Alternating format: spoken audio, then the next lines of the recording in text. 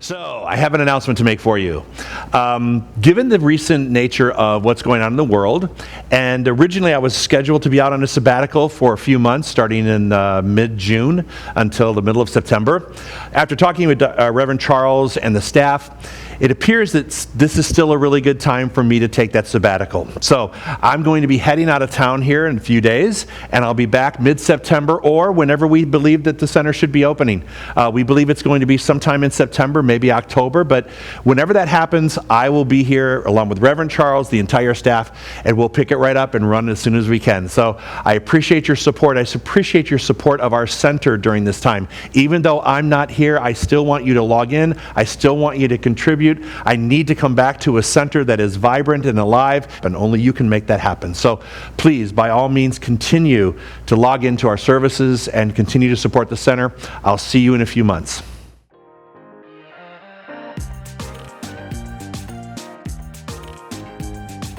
Hello, good morning, and buenos dias.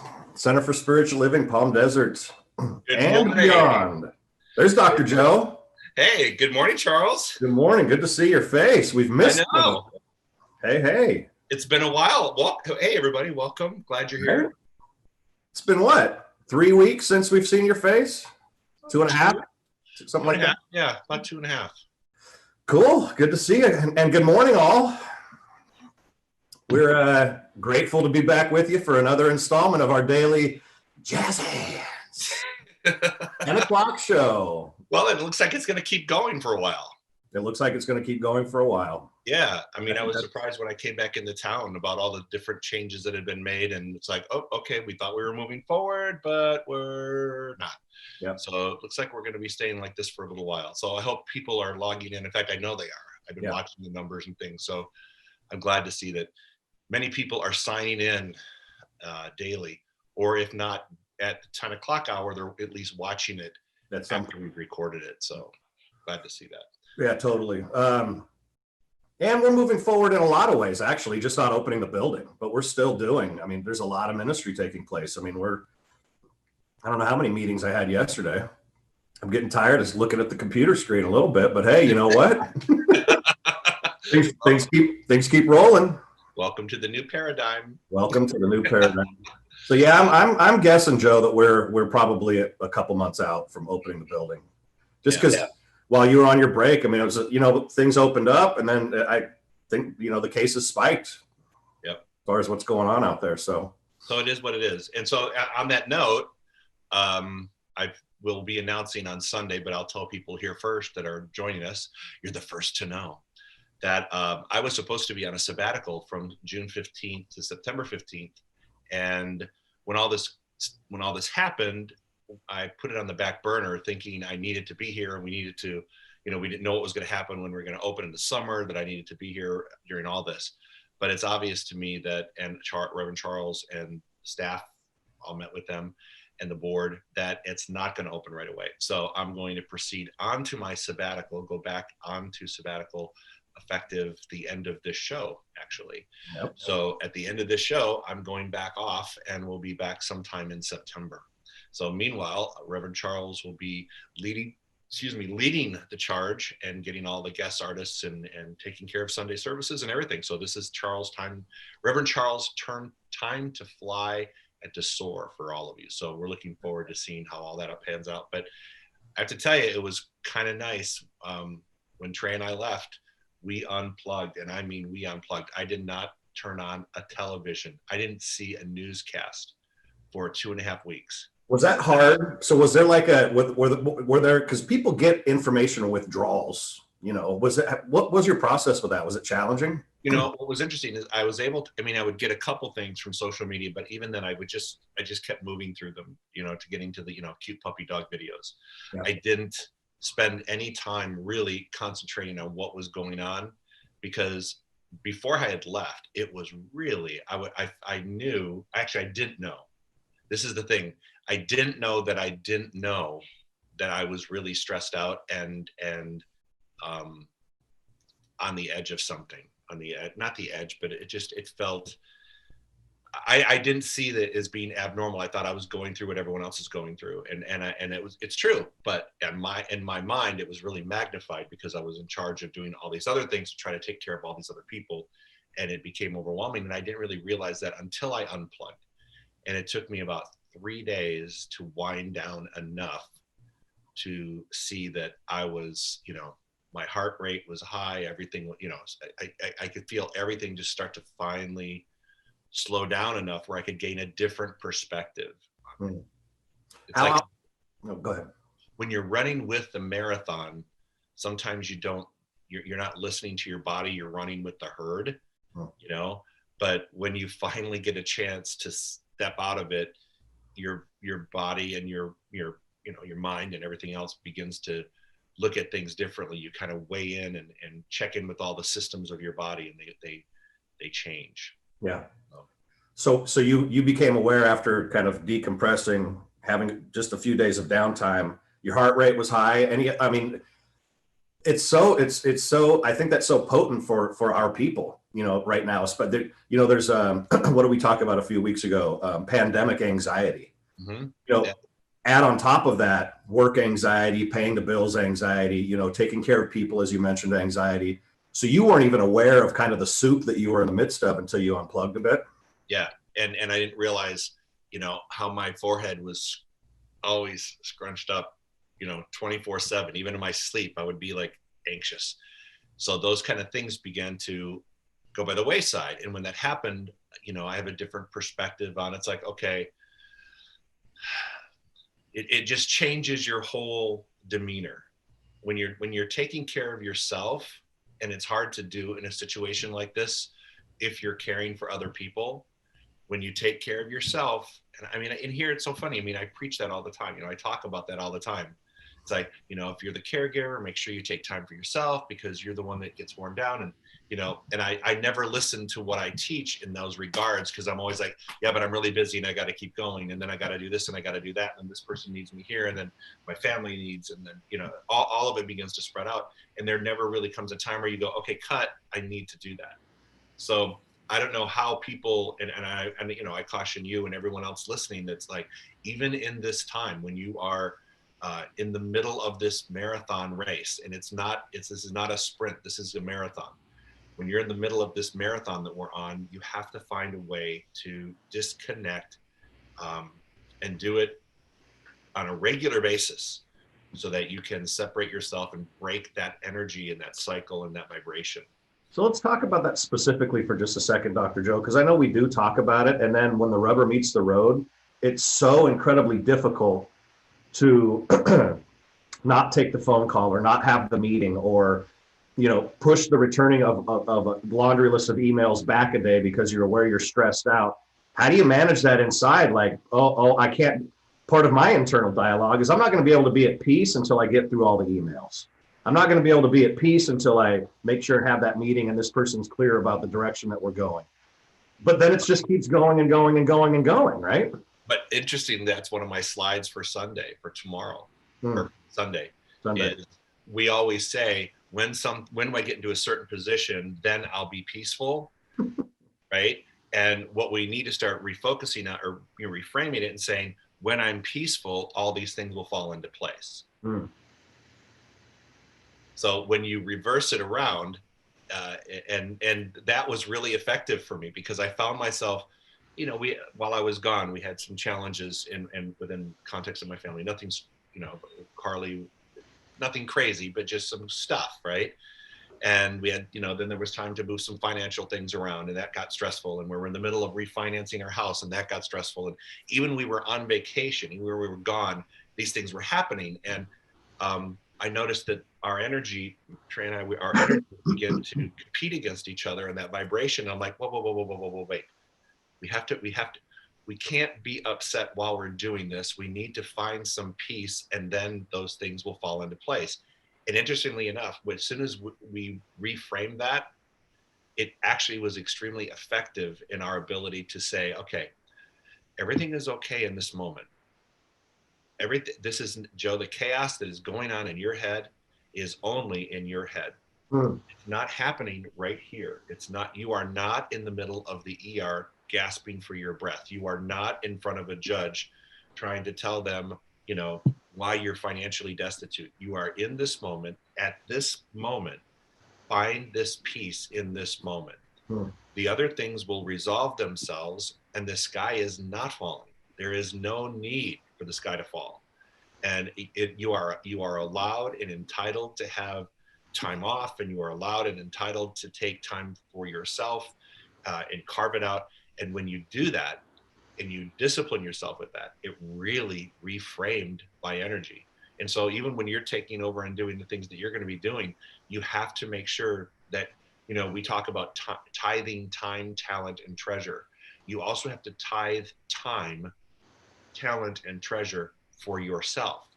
A percentage of your day has to be given back to you in order for you to seed the rest of your day. That's beautiful. So what I hear you saying is you actually really befriended yourself. Yeah. Became your best friend in the way that a best friend would say, Joe, everything's fine. Just take a deep breath. But you did that for yourself, internal dialogue. Yeah. And it's interesting because where we go to a friend's place in Fort Lauderdale, and it's very beautiful. It's very tropical. There's like these beautiful palm trees everywhere and this beautiful pool. The setting's gorgeous. And the service there is just impeccable. And when we're there, I would be sitting in the pool, and I would be, you know, floating around the pool, and these stressful thoughts would come up in my mind, and I would start feeling I could feel my whole body begin to change. I could feel my emotions and my blood pressure, and all those things began to change. And I would literally say to myself, whoa, look where you are. Look up at the blue sky. Look at where you are. Feel just being present here, because that will solve itself, and you will get to it, but you're not going to get to it when you're in this chaotic state. Just be present here, and don't feel pressure to jump out of the pool and get on your phone and get on your email. Just enjoy this moment, get to it when it's time to be done. It doesn't have to be just because, and this is one of the things that I know that you and I both suffer from. When something pops up and it's due later, we're still like, okay, I got to approach it now. I got to get it done. And I can't sleep until it's done, even though it's not due for a while. And so we get this energy around the need to complete something on a timeline that we have imposed upon ourselves that may or may not be realistic. And so one has to take the tasks that they're assigning themselves in a given period of time and say, do I really need to push myself all day long to get this particular task done? Or can I take an hour off and take a nap, or read a book, or meditate, or listen to a book on tape or something? Can I do something and then pick it back up tomorrow? One nice thing about being sheltered in, and it's a gift, is that the sense of urgency for so many things truly only exists in our minds. It doesn't exist in the outside world. Now, if you have an appointment for something, yeah, you have to be there at a certain time. But if you're just sheltered in and you're doing life, you have to ask yourself, is this really a 911? You know, do I have to interrupt my moment of peace to get this done? I love that. Will you share with people your scale and how you monitor those types of things? You're on the blank 1-1 scale. Would you? Yeah. I think that it's helpful for me, since I never considered it. I only considered 911 or nothing. But you have the scale that you work with. Yeah, I mean, I take the scale up. If something's a 911, it means you drop everything, and every bit of effort rushes in to greet a problem. That's a 911. So if I'm texting somebody, I'm like, please call me. And if it's a 911 and I put it's a 911, it's like, you got to call. There's something really bad wrong. But then I also start to scale it down. So I have 811, 76, 511, 411, 31. It's a 211. In other words, we can get to this whenever we get to it, but I do scale it so that when I text someone or call somebody, I rate the importance of the call back and say, look, it's not a 911. It's a, it's a 411. It's a 4. It's something we need to deal with in the next 24 hours. That would make it a 4. If it's something we can deal with in a week, it's like a 211. And so I just have this barometer of urgency. And because not everything, believe it or not, is a 911 or even an 811. and very few things are really a 711. But my energy level that I attack things with is usually a 9. Yeah. I Yep. go at everything as if it's a 9, because in my own mind, that's how it should be done. Get it done, get in there, get it done as quickly as possible, make sure it's complete, and just check it off the list, because I'm not a kind of person who's good with a rolling list of things to do that lead from one day to the next, just because of my personality type. But I also realize that just because something rolls in at 9 o'clock in the morning doesn't mean it has to be done at 9:05. It could be done at 10:05 or 11:05 or 12 or whatever, as long as I gauge the timing on it. And I realize I'm doing this to myself. I'm creating all of this pressure. Hmm. It is all self-imposed. And that's so. There's internal skills that to me is like a skill, a management skill set. And I don't mean management of other people. I mean managing our lives. Yeah. And how we how many skill sets do we as people actually have in managing our lives? Is it urgent? Is it not? And how do we walk through those things? Yeah. And one of the reasons I wanted to take the sabbatical, because I've never had a sabbatical. I've never been offered 3 solid months, and contractually we're supposed to be doing that every few years. And I've never done that. I've always wanted to have that I've never disciplined myself enough to say, okay, I can leave somewhere for 3 months. I can leave this job for 3 months and know that it's going to be okay. I've never ever felt that kind of it's not so much comfort as it is, I never felt like I could responsibly do that. Now I do feel like, okay, this is a really great time for me to do this, because as long as these, jazz hand shows keep going on, as long as the Sunday service keeps getting out there and produced, as long as I guess you got, what do you call the groups of 8? What are you calling them? Power of 8. Power of 8. You're doing the Power of 8 groups. We've got our, the new ministerial students are putting in their letters of call to create ministries that will be able to be launched even while we're while we're sheltered in. Some not, but some will be able to do that. Yep. So it just seems like the movement within the center is doing as best it can given the circumstances of what it is. Yep. And that was important. And I have to tell you, I did not watch any programs. The only program I did watch that from the center was on Sunday. I knew the CSL band would be there, and so I logged in from Lauderdale, and I fast forwarded to where the band was playing, and it warmed my heart to see that. And I got kind of emotional. I'm like, oh my God, I so miss that. And then I started reflecting on all the people and the faces of the people that I haven't seen or talked to since February or March. And it got really emotional for me, because I was thinking, I do miss this. I pray we get back to some semblance of this. And I know we will at some point in time, but it was a real moment. It was a real awakening, because that was the first time I actually touched the church in a 2-week period. I sort of stayed away, but I saw that, and it triggered within me. I'm like, okay, you really are going to have to make a conscientious effort to stay apart, because that will be there when you get back. Yep. And that really means that really is taking a break. Yeah.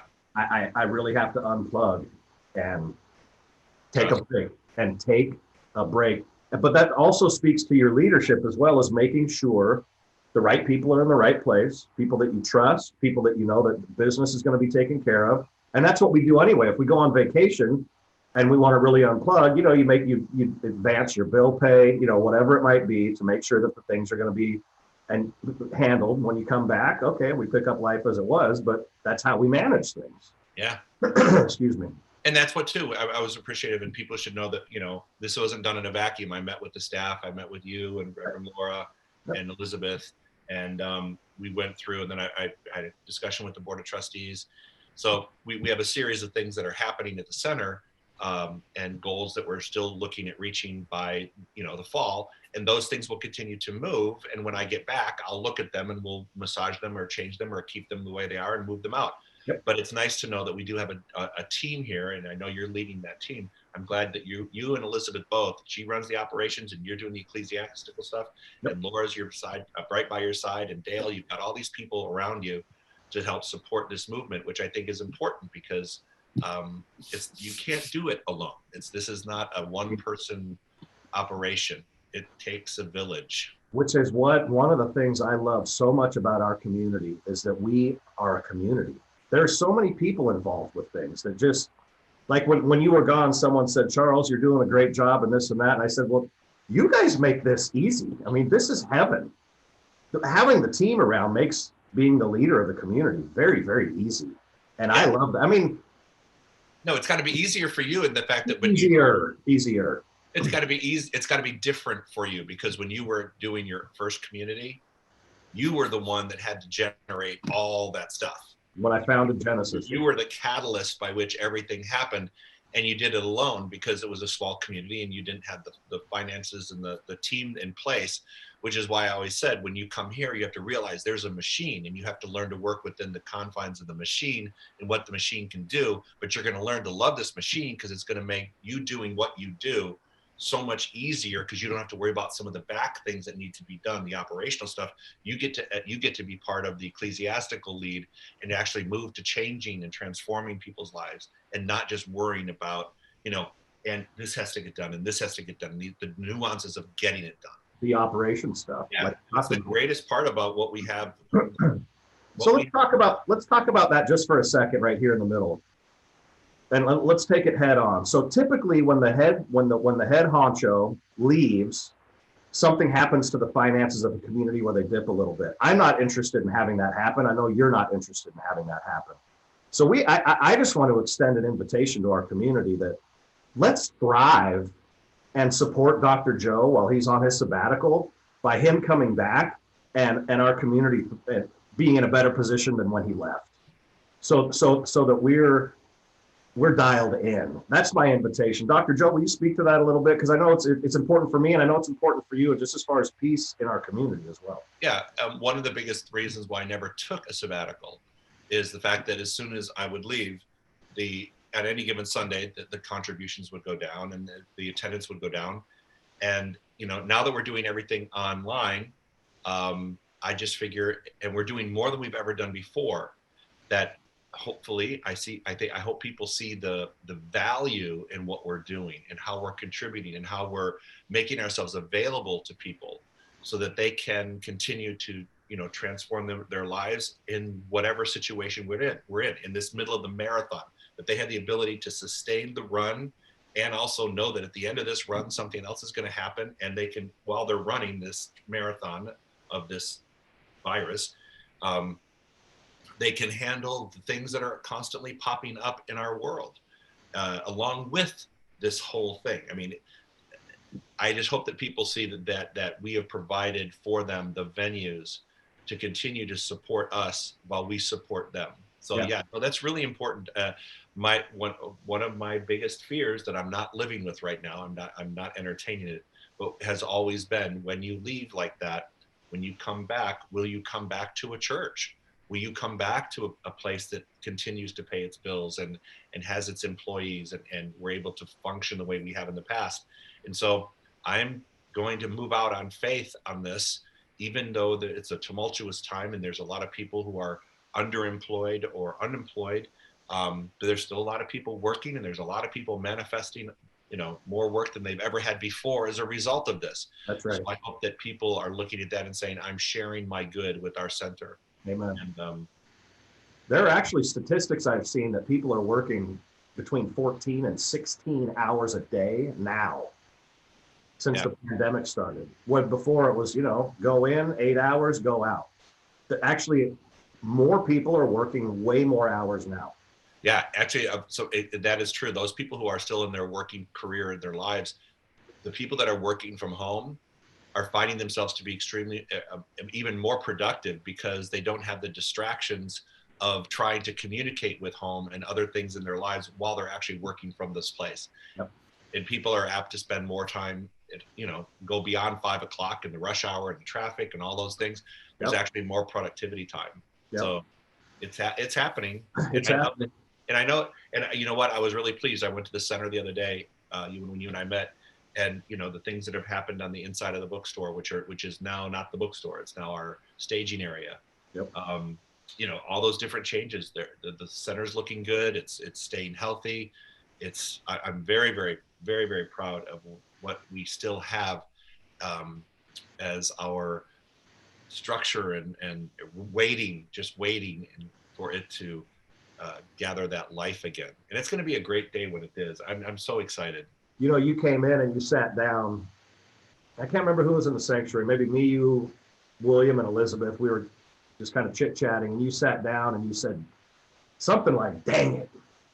And we were all like, and you just were looking around the building, the sanctuary room, and you're like, this pandemic is just, it was a moment of, look what it's taken from us, like our center, our community, our heart, our soul, where we gather to sing and pray and have lives transformed. That was a moment for you. That indelibly, that hit me in that moment. Yeah, it was a moment where I looked at that and I was very sad in that moment. A place that brings such joy. Yep. And also brings a sense of, I don't like to use the word, but a sense of hope for people. When they walk in on Sundays and they, it brings peace, or it brings a moment of relief. Even if it's not, if we don't fix it for them in some Sunday service, they come in and for a moment, or for a couple moments, or an hour, whatever it is, they're able to reset and reassess for themselves. And it was so frustrating for me in that moment to look out at that beautiful room and that, in that space that we've created over, decades, and just be, and have it be dormant. The seats are empty. They're waiting for people to come sit there. I mean, I look at the chair and I think it's waiting for so-and-so to sit in their chair, because I feel like that inanimate object of a chair is waiting for its person to come, yeah, exactly, and love on it, and sit there and get what they need to get. That the chair's not doing its job because it's not supporting the people that are in it. And so when I was looking at that room, and people can feel that about their homes and anything anywhere, because right now there is a great sense of loss with our inability to be with families and friends and be social and have dinners and so on and so forth. So there's that sense of loss that, even the objects that you look at are unable to do their job, what they were meant to do. Yeah. It's just, and so when I looked at that giant room and I'm thinking, oh my gosh, I miss the breath of the people in the moment in meditation where we say, take a big inhale out and sigh on the exhale. And they go, and I miss that life, that livelihood that flows through that energy level that flows through that. So yeah, no, it was a moment. Yeah. And I thought I never guessed we'd be this far in. I thought we were expecting a big July 4th. This Sunday was originally scheduled to be our big opening, because I thought we'll have a July 4th Independence Easter celebration. Yeah. And now it's like, I don't think it's going to be a Labor Day thing. I think we're looking at a Halloween Easter. We may be looking at a Halloween Easter. Will that be a first? At least we could be groundbreaking. Halloween Easter. Halloween Easter Independent. You know who would love that is my daughter. Two of her favorites, Halloween and Easter. Yeah, we could all dress up like Easter bunnies. Julie Grandi, welcome back, Dr. Joe. Hope you had fun. I also want to encourage, please ask questions. Dr. Joe, he's going on sabbaticals. Anything you want to say to him or ask about the community, about his personal life? No, I'm just kidding. About anything, please go on. Every now and then too. So that what I want to say is, in my heart, I know how loved and beloved. Do those two words mean the same thing? Loved and beloved? Anyway, you are in our community. Because you represent, you are it. And I'm humbled and honored to be standing in your stead and on my own 2 feet while you're away, and knowing that I will do everything in my power to have this community be as awesome as it's always been. I'm very grateful, and I just want you to know in front of all of our folks that I'm grateful, and that I'm putting my best foot forward. Yeah, I agree, and I can't wait to see that. That's why you're here. That's Yeah. why I'm able to do what I'm doing, because you're here, and to leave that length of time, it's, Yeah. we've had a good team in place, but to have that person who's going to be moving in that position in place to start to slide into it, Yeah. and for the staff and for the practitioners and the ministerial students who will be down ministers, for all those people and our ministers to get behind that activity of the transition is important. Yeah. It was really funny, and people should know this. When we went through our process of reevaluating whether or not we were reevaluating our needs for a succession plan, the gentleman that was facilitating for us, the guy that we hired to come and help facilitate that whole process, said, a couple things are going to happen, Joe. When you go off on this sabbatical and you do have someone in place, right, you may not come back. So you may go, no, so I have to really, I don't want to leave that door open because it doesn't feel right. But when I came back from these 2 weeks, I realized, no, I don't need to be back. I need to continue to stay out so that I can feel what that feels like. So this whatever choice you make, because I actually had a hunch that you'd come back from your vacation and say, no, I'm going to stay on vacation. I did. And I don't have any witnesses for that. Just trust me on it. But I also, God, I've been losing my train of thought more lately. I think maybe now that I'm kind of moving, I'm holding more information. That's why this is. And you know what? Better. I never understood that. Go ahead. Well, no, just that you going on sabbatical now actually, to me, demonstrates a greater trust than if the doors were open, because we're doing more now. There's actually so much, the doors were open and we had staff that it is a well-oiled machine that we're actually having to reinvent at this moment in time. Right. Which we are, and yet you're still taking time to take care of you while we have daily shows and Sunday and everything. And generally before, the way I understand it was, Vicki did the parents' grief and there was a grief group here and practitioner studies and a Monday night class and a Sunday service and things were just really rolling. And in the midst of this time, we're reinventing it. So I guess what I'm saying is, I think it takes even more let go, more trust of you right now in order to do this. And I'm just honoring that. Well, I'm also practicing the principle of non-resistance. Hmm. I have to be more non-resistant, and I have to be more open to just allowing myself to flow and allowing the center to take its natural course. So that certainly is, in my mind, one of the most important things to do, is just allow it to take its natural course. And I have to tell you, I sat there I'm ready to fly home, and I'm going, do I really need to go back? Can I just stay where I'm at? Yep. But the answer was yes. I wanted to come back, and because I didn't feel right leaving. They're saying that certain things needed to be done and said, so that we're able to move through it. Couple comments, Dr. Joe. Power of 8 idea seems like a good one. Shall I just call Elizabeth at the office to sign up? Yes. And we're going to have more information about that. We just moved here from Wilmington, Delaware. I guess Wilm is short for Wilmington. Yep. In December, and I was involved with our local Science of Mind there called Awakened Heart, which, by the way, was run by 6 Science of Mind practitioners. After a couple periods with Science of Mind ministers, it functions fairly well too.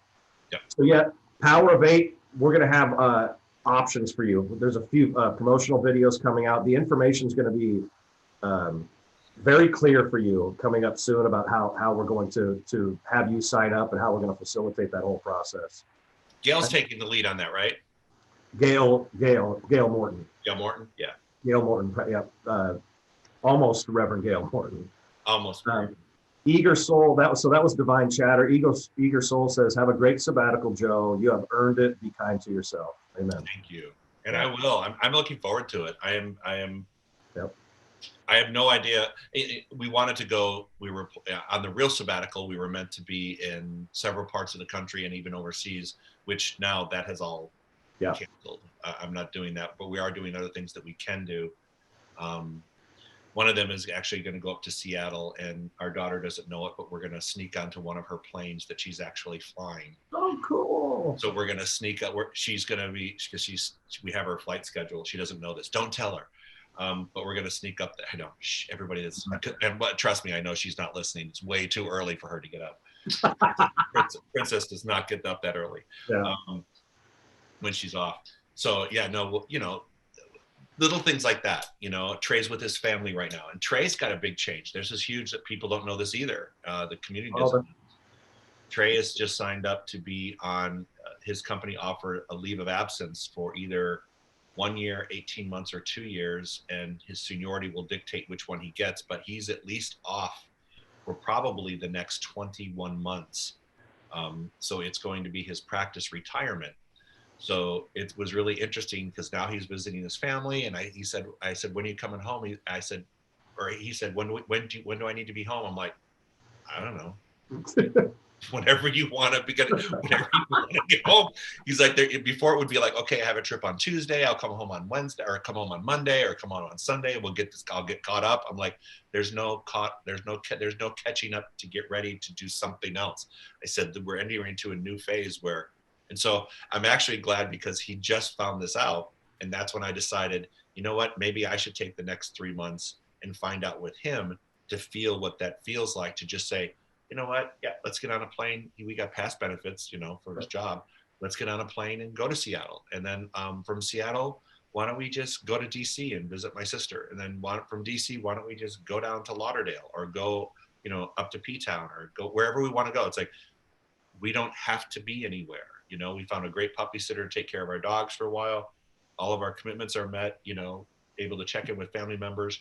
So it's kind of working out perfectly as a couple. To see that happen. And I have to share this demonstration though. I shared it with you and the staff, but I want to share it with people online. The power of the word is incredibly, we cannot underestimate or undervalue the power of the word. So here's a demonstration, 2 of them. First off, Trey always wanted to fly with Carly. And I think a couple of weeks ago, I posted a picture of the 2 of them flying together. He actually, in uniform, was able to surprise him in Portland and get on the plane and fly with him from Portland to LA. Was she actually in the co-pilot seat, or was she? No. She's not on that plane, but she's in the jump seat, which is behind the 2 of them. So she's in the cockpit. Now every pilot and a father's dream is to have their child in the jump seat to see what they do. And so she was able to be there on that flight. Cool. And then a week later, Trey had his last trip for the month. And since the day I met Trey, he always said he wanted to work for an airline. And even when he was with Alaska, they didn't have this until recently. He wanted to work for an airline that had 48-hour New York overnights. So all he ever wanted, he said, all I ever want is my 2-day overnight, my 48 hours in New York. That's all I want. Just fly to New York, 48 hours, come home. That's all I want. So the last trip that he had, it was a 3-day trip, and the middle day went from New York. He had to fly to New York for an overnight, then fly to San Francisco for an overnight, then fly home. But they canceled the middle day. So effectively, what was his last trip was a 48-hour New York overnight. And he actually he left the crew hotel.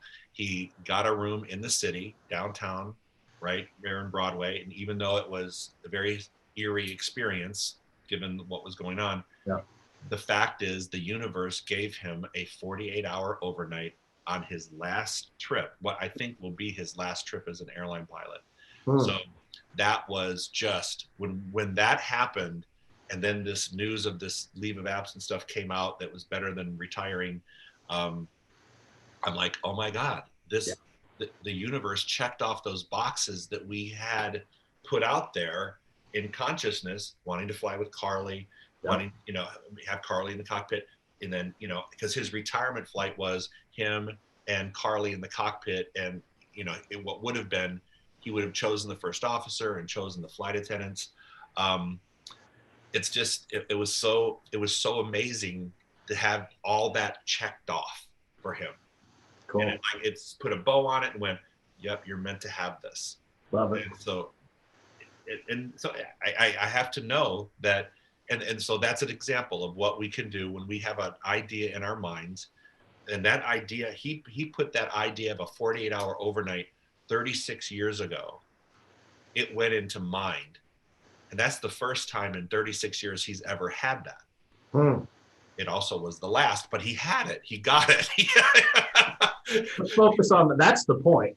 Yeah, the point is he obtained it. And also the biggest picture, the biggest thing of all is, you know, he was all a pilot's concern on their last flight is that they grease the plane onto the runway. You know, they don't crash it. It just slides in like butter. Yeah. So why don't they do that every time, please? Anyone? Why not every time?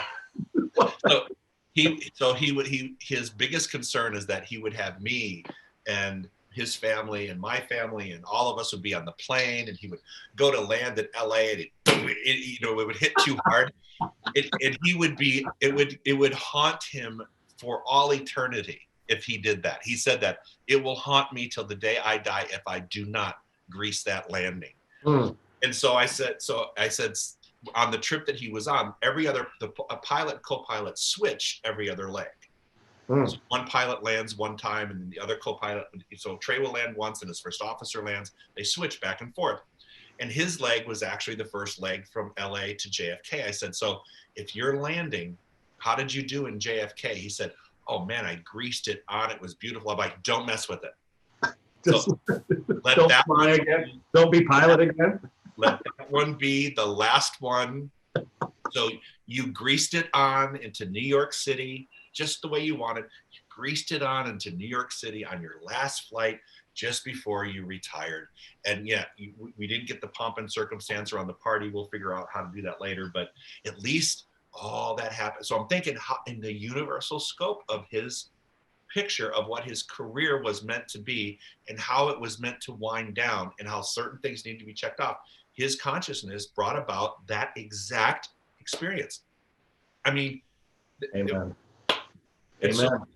So I have to look at this and go, so now I have to ask the congregation, I have to ask you, and I have to ask the practitioners and ministers and everyone at the center and the staff saying, okay, what is your vision for this church and our center? How is this going to work? Because if it works here, it's going to work for us here. And it's going to work for you here. Has to. So we have to make sure that we're really clear with that, because it was precision accuracy for him to have Carly in the cockpit the week. Now, had Carly waited a week, here's the interesting thing. If Carly waited a week, that day had canceled in between, so she would have never been on his flight. That was the first and last opportunity, and she was on that plane. Yeah. So someone just asked, will Dr. Laura still be the assistant minister? Yes, she is. She's still the assistant minister of our center. Yep. She's still in that position. She's part of our leadership team. She was there at the meeting when Reverend Charles and I met. Yeah, no, and Dr. Laura and I we're in close touch. So 100%. Yeah. No. Definitely part of the team. Carol Batt, Dr. Carol Batt, she's my friend from Seattle. So thank you, eager soul, Dr. Carol Batt, PhD. So fun to listen to you chat. She's my buddy. I love you. I love Carol. I loved when she was here. Yeah. Well, she left to come to me. She left here to go to you. She did. Yeah, that was true. Now we need to get her to move back down here. Yeah, now she has to relocate back down here. So Joe, you mentioned a few months ago, so you hadn't really thought about you thought about retiring for a number of years now, putting things in place, et cetera, but you hadn't sat down to really reimagine your life in retirement. I remember having this conversation to re-envision, what am I going to do? Who am I going to be? How am I going to live in an entire, after you've been doing this for, 20 years in this capacity, plus your labor, your union capacity, who are you going to be? What are you going to do? So do you have any insights about that? I don't have any insights, but what I have is already experiences that have already indicated certain things are already in play. Gotcha. Here, get this, picture this. I'm in that pool that I talked about in my resort, and I'm talking to this guy, and he's from Atlanta, and we're talking about what we do. And he said he works for this corporation that works with airlines on all these different tasks. And he said, so he asked me what I did. And I said, well, I have some airline experience. Actually, I was a flight attendant, then I was a union rep, and then I negotiated and did arbitrations and did labor relations with that. And then I've been spiritual leader here at the center, and I do public speaking. And so he went online, and after that afternoon, that night, he and his partner went online on our YouTube channel and, watched some certain things. And then the next day he said, I have a job for you. If you ever want a job, you need to let me know, because I know that I could put you in a position where you could marry your leadership skills within labor relations and your human relation skills and put that together. And there would be opportunities within our corporation to work with airlines on a number of different levels. And same with Trey, with his experience as a pilot. We could have him on many, many projects. So if you guys want to become consultants, let us know, because I'd be more than happy to see what we could do to fit you in. And he's high ranking in this company. Yeah. And it was interesting, because it's interesting you said that, because you just said, well, how would you take this and that and marry it together? It already happened. 2 weeks ago, it presented itself without me even having to look at it. Now, I said to Trey, and I actually said to the gentleman, I said, I really appreciate the offer, and I may take you up on that sometime, but right now, not right now, but maybe in a year or two or whatever it is, or however long, when I finally do retire, I want to take some specific time and not do anything like that. Yep. But when I'm ready to come back, it's interesting that the universe has already lined up some options, because I've always said, I'll know what I need to know at the moment I need to know it. And at that time, when I was saying, what are you going to do? What will we do? People say, well, what are you going to do when you retire? I'm like, I have no idea, but the universe does. And I'm not going to outline it. I'm going to let the universe bring me the best option. And already one has knocked on the door. And I went, Yep. this is beautiful. Can you, from a metaphysical standpoint, Joe, will you speak to that for a moment? So I don't know, but the universe knows. What's the relationship where we're called to have with that? Like, because I think part of it is thoughts are, what we hear is thoughts are things, and you create your life based on how you want, what you're thinking, the direction you want to move in it with intentionality, affirmations, things like that. How do we not justify, reconcile that idea with the universe knows, and it's demonstrating itself, obviously, in your life and in Trey's life? How do we dance with that? I think you dance with qualities. I've always said the person who prays in qualities of life will have the opportunity to experience a greater life. The person who prays in specific things will limit the universe's ability to bring better things in their life, because they will have put a cap on their good. So when I pray, when I do like my work, now there are certain things I do specifically. Don't get me wrong. There are certain things I pray for specifically, but there are also things like this where I go, I don't know, but I know that the qualities that I want in my new job or my new calling, this is what I desire to have in those areas, like flexibility and I can see I call it a consultant, but I don't want to go to work every day. I want to work from home. I want a little bit of travel. I want to be able to take time off when I want to take time off and travel. I want to be well compensated for my efforts. I don't want it to be extremely stressful. I want it to be something I enjoy passionately. And so I don't say it's going to be with a corporation that works with airlines that does this work. If I prayed that in, that may come to be. But the other way, my relationship with the universe is I see these attributes and I pray those attributes in. Universe, this is my desire for the peace of mind for finances or my health or whatever that is. This is my desire. It's never a specific weight. It's never a specific job. It's never a specific person. It's qualities of living. When you pray in the qualities of life and the attributes of life, then you tell the universe, provide this quality, and the universe has a much greater access than my limited mind. I would have never, ever guessed that I was going to meet someone in a pool to tell me that would say, look, I happen to have, this is my business. This is what I do. you Yep. know? Yep. And I would love to meet with you. I would love to do that, because that way, if I do that, you know, or that way it's presented to me, it's like, okay, what a gift. What a gift. And I didn't even outline it. So I think when we can do things like that and put the qualities in there, we can more effectively allow the universe to do its greatest work, because it will always do the work that we give it. But we will, if we too heavy in the outline, it can't create past our limited box that we've given it to operate in. And the outline, you mean by outline, you mean specifics. Yeah, we outline specifics. We're like, you know, I tell the story of a person that I worked with that she wanted a new job. And so she came to me and we sat down. I said, okay, don't tell me the qualities of the job. I want to work from home a couple days a week. I want to have benefits, and I want to be respected for my contribution. And so we outlined all these different jobs, all these different aspects of her job. And then 2 weeks later, she came into class and she's like, oh my God, I got a job offer. I'm like, oh my gosh, I knew that would happen. Tell me about it. She says, well, they offered da, da, da, da, da. And I said, oh my God, when do you start? She said, well, I turned it down. And I went, wait, what? She said, well, it wasn't the company that I wanted. I wanted to be with this company. I'm like, darling, no.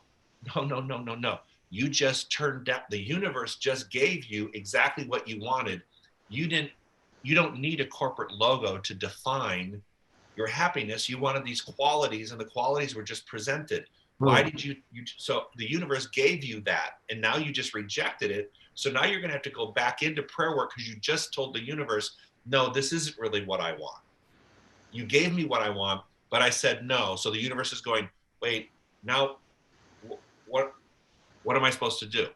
Who are you? Yeah, who are you? What do you want? Because I can't answer that. You know, so I see that and I go, yep. Don't be too specific. Yep. Be specific enough. Yep. And let the universe decide, you know, the highest good. That ought to be totally helpful for the folks that are listening. I hope it is, because that's meaningful. Qualities, and then it shows up in the way that it shows up, and then we have choice within the midst of that. So what's funny is this: there's two. So take the story of that, right? Yep. And then I always share the story of this gentleman that was in one of my classes, and I can share it. This guy was in my, because I have permission, because I've used it so many times. This guy was in my class, and he really wanted a relationship. He was a gay guy, and he really had this fondness for redheads. He loved redheads, and he loved redheads with hairy chests. And he wanted somebody to be loyal and someone to sleep with him all the time. And he had this idea of what this person looked like in his life. So when he prayed, he wanted he wanted a hairy chest and red head, and he wanted someone who was loyal and slept with him every night, and someone who just was always by his side. And 2 weeks later, he comes into class and he says, you're not going to believe this. And we're like, what? He says, my prayer was answered, but not in the way I thought it was going to be. I said, well, what do you mean? He said, well, I just rescued an Irish setter. And I'm like, okay, tell me you're not having sex with an Irish setter. I don't, because if that's the case, I have to report you to certain authorities. I can't just. Oh my God. And I said, so sometimes you need to be a little specific, because you didn't say a redheaded man. Human being, yeah. You just said I wanted a redhead with, you know, hairy chest and loyal and sleeps with me every night and just gives me unconditional love. Well, you got an Irish setter. So what Trey should have done is said, I want a 48-hour overnight, you know, at a Broadway show and blown it out on some, you know, but he didn't say that. So he got 48 hours in a pandemic in JFK. 26 years later, or whatever it was, 36. Yeah, he should have outlined what he wanted to do on that 48-hour overnight, you know, because he's like, I want to walk the city and I want to walk the park. Well, he did. He walked the city, he walked the park. He didn't put the Broadway show in. So kind of he restricted it. So, but he got exactly what he ordered. So I think those are brilliant examples. Great. Of how you can live the teaching. And I think that, you know, what I'm excited about is to take some time away from teaching it, and being immersed in it, you know, 24/7, 365, you know, or whatever that is, and just taking a substantial amount of time and going, okay, what do you know? My mother asked me yesterday, she said, well, if you're not teaching it, what are you going to do? And I said, I don't know. I don't have the answer to that. I feel like I just need a chance to like go out and I don't want to read another book about it right now. I don't want to read any more metaphysical books. I don't want to read any self-help books. I don't want to, I want to read, I'm reading Right Fragility. I'm actually almost done with that. But I don't want to read anything that has to do with something that I've got to put into a lesson. So I'm turning all that off. Yep. And then so now I have to live from that. What have you learned and what have you sewn into the fabric of your being? Yep. So that I can experience that highest and best good and you know, just prove the principles by working them now. I've done it to a certain degree through my work, and now I need to do it on this other part of my life. Just living it. Yeah, actually, moment by moment. Yeah. And trust it, and trust. I mean, just the things that and the way things are popping up. There's no other way. There's no other way to view this other than this is divine right action unfolding, even through this pandemic and even through all of the turmoil and tumultuousness. It's mine to do. Yep. Amen. So a couple comments real quick, and then I have an invitation for you. So enjoy your Russ D. Enjoy your earned self time. We love you. Amen. Grateful creature, Dr. Joe. May the universe keep you safe, healthy, and happy during your time. Yeah.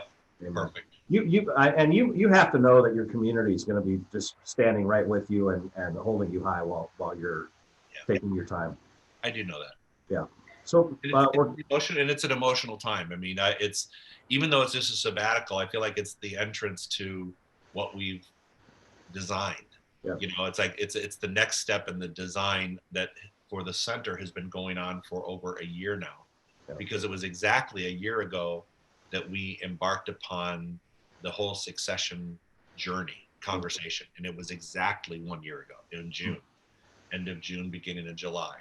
So it's sort of, you know, the universe is unfolding for its highest and best good, and it is doing so in a way that has been designed for the attributes and the leadership of whomever it was supposed to be would show up. And so now we just have to allow it to unfold and allow all of this to be a natural progression of things, nothing forced, nothing fast forward, nothing on slow, but just a natural pace of things working. Amen. And I know it for our center. Yeah. Who knew we'd have a pandemic? I mean, well, we do what we can do. Well, we've had plenty of conversations about. I mean, I called Dr. Joe probably the middle of May, and I said, "I know we're getting to the top of the hour," but I was like, and you had said this before. I'm just angry, and I'm like, I'm angry too. This was maybe a week later. I'm angry too. What it's taking my life away from me. And I had a little fit on the phone with Dr. Joy. Like, welcome to my party, Charles. This is what I've been saying.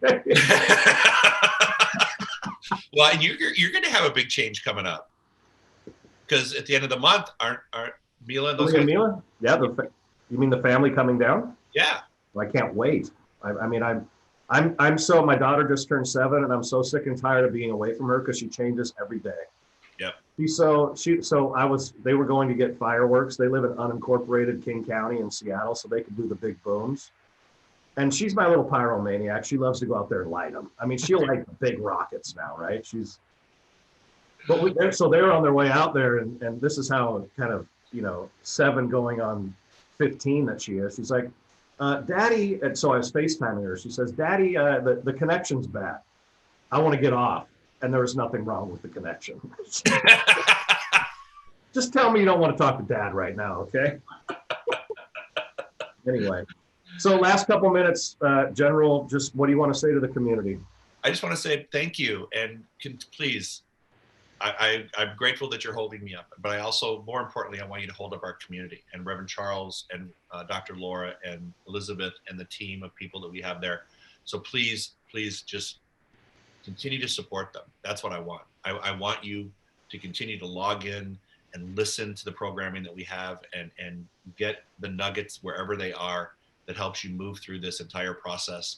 And just know that with your help, we will be what we were before all of this happened. But it requires you to be fully present and help us make that happen.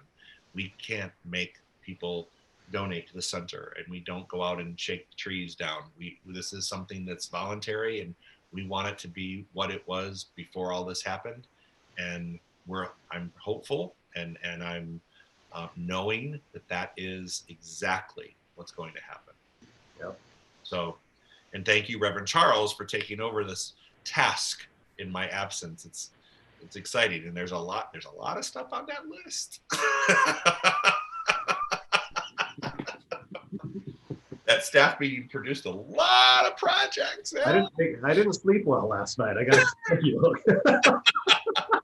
Truth be told, Divine Chatter says go with God, and Divine Human says Dr. Joe, many blessings to you at this time and always. Thank you, everybody. Appreciate it, Charles. I love you. I love you. You and I will continue to talk for the next few days, and then I'll disconnect. But always do know this, that, and I do want people to know this, that even though I'm, quote, disconnecting, and I've said no contact at all about center business, the reality is Reverend Charles knows without a shadow of a doubt that if there is a 711, 811, or 911, that he has the ability to pick up the phone and text me and say, call me, I need to talk to you, and we will work things out. So while I appear to be disappearing, I will not disappear, because when or if the center ever needs me, ever, whether it's now during this sabbatical or after I retire, I will always be available to guide and mentor and bring as much clarity as I can to a situation. So I'm not abandoning by any means my commitment to our center, because it's my home. That's my spiritual home. Yep. And that's why there's an emeritus clause written into the contract. Yep. The transition period. Exactly. Yep. Make sure that it's there. Yep. So blessings to you, Reverend Charles. All right. Thank you, Joe. God bless you. Hey. Hey. That was a good hour. It was a really good hour. We'll have to tell Jeff to put this in a package and send the link out to the interview after we put out my announcement of retiring, or not retiring. I agree. And put it in our time capsule somewhere. Do we have a time? We used to do that in grade school, create a time capsule and bury it somewhere. Yeah. Well, it's there. It's called the internet. For all to look at forever. All right. So let's do this. Hey, Center for Spiritual Living, Dr. Joe, you want to say one more thing? I was going to pray out, but you go ahead and make your announcements. Yep.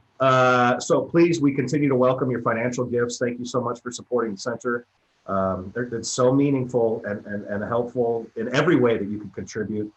And and I'm going to do it this week. If you gave $10 last week, we welcome 15. We were a little bit low on our offering this last week. I give a certain amount every week. I'm going to give $10 more this week, and we appreciate that from everybody, just to keep us going where we need to be, keep us in our wheelhouse. Tomorrow morning, and so you can text that in, you can call in, you can do PayPal, go to our website, do it virtually. There's so many different ways that you can contribute, and we welcome all of them. Also, let's see, tomorrow's our meditation. I'm not sure who's doing it, but it's one of our practitioners. I think is it always Sensational Six that does it, or no? I think it's any one of our practitioners. We sent them through. And then Dr. Joe's final Sunday service before he leaps off into sabbatical is on Sunday. And then we've got most of next week dialed in. I'll tell you right now that my friend, a young man named Patrick Rifflin from Seattle, will be with me. He's a guitar virtuoso. And he's in his mid-20s. And I really wanted to bring him on as a guest to get his perspective of what it is to be a younger man in the world right now and see what's going on and what he sees for the future of his generation and ours. And listen to some great music. I mean, if you love guitar, this guy he jams, and he's my good buddy. Younger brother is what I call him. Tuesday with Jafon, Wednesday Sensational Six, Thursday still to be determined, and then Friday I'm going to prepare a special lesson to teach, and then Saturday meditation and Sunday service, and then we'll just keep on rolling as the summer goes on. The dog days of summer, as it's called in baseball. Yeah, exactly. We're going to keep on rolling. God bless you, community, and thank you, Dr. Joe. He's going to give us a pray out. Yep. So let's just take a deep breath in And as we exhale out, we just know that we're in our right place at the right time, doing the right thing. With the universe, there's something that is moving us in and around and through all of these life experiences with grace and ease, if we allow it to be graceful and easy. We just know that as we surrender into that pattern, that energy, and that frequency, that vibration, that beautiful things come to us when we are in that state of peace and a state of surrender. And so it's in that place right now that I bless the Center for Spiritual Living Palm Desert. I surround it in love, knowing that it is divinely guided, sustained, and maintained by that infinite presence working through each and every one of our staff, all of our ministers, and Reverend Charles. And I know beyond knowing, that something wonderful continues to happen at the Center for Spiritual Living, even in this virtual world. And it continues to reach out into the communities to be a beacon of light, of wisdom, and of truth, to lead people into a transformational experience that will allow them to live the lives that they were meant to live, and that they surrender in the process of doing that. For this time and for this ability and for our wonderful center, I say thank you, beloved presence, for doing all the wonderful work that is done by means of the Center for Spiritual Living Palm Desert and all of its participants. For this, we're so very grateful. We let it be so, and so it is. So it is. So it is. Have a great week, everybody. I will be back when I'm back. Yeah, Oh my gosh, that feels very strange to say that. We love Dr. Joe. Yeah, thank you guys. I love you guys. All right. Have a great day. Have a great 4th of July. Let's love everybody. God bless you.